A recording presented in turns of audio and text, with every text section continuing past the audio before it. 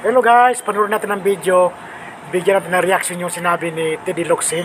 Kaya galit si Governor Dato Pax Ali Sangki Maunguda Dato dahil sa sinabi niya na lahat ng bata doon sa Palestine. Pero sa akin, bilang isang ambassador, nako, that's a no-no talaga. Huwag na dapat sabihin niya mga ganyang bagay. No? Kasi ikaw ay subok ng presidente doon sa isang bansa na alam natin na talagang tinataguyod ang diplomasya.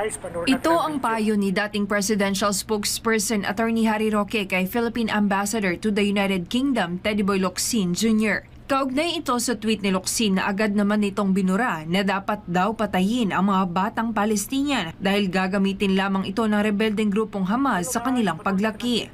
Ayon kay Roque, naiintindihan nito ang nais nitong ipabatid, ngunit dapat itong mag-ingat sa mga pahayag dahil hindi lahat ay nakauunawa sa nais nitong iparating. Hindi naman talaga literal ang ibig sabihin ni Teddy Boy Locsin.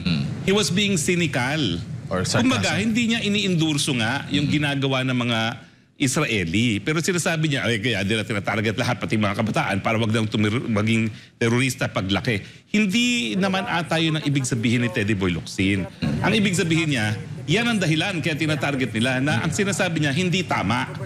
Kaya lang siyempre, kaibigang Teddy Boy, alam mo naman, ang ating mga kababayan, hindi naman as sophisticated as you, hindi nila nakita yung sarcasm sa sinabi niya. So they took it literally, no? Bilang namang isang ambassador, dapat mag-ingat ka naman sa iyong mga pinupost sa Twitter, no?